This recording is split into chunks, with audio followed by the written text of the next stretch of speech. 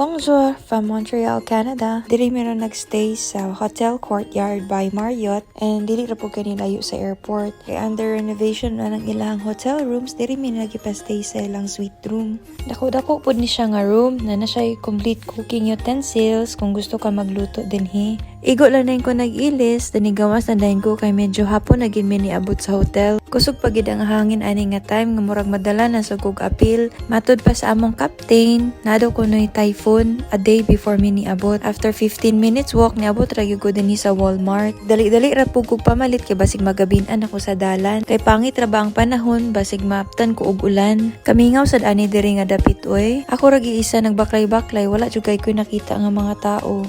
Nagpaspas na gid lakaw kay tugnaw na tungod sa hangin. And ako yung mga na-meet nga mga Pinoy, tulo sila kabuok, diri sila nagtrabaho sa hotel. Pero wala na ko nakigchika sa ila og maayo kay naa pa sila yung mga trabaho. Ug ikapoy na sa guani kay gikan pa man ko sa flight. Igo lang ko ni kaon, nag-rest og gamay ug maura to. Goodbye.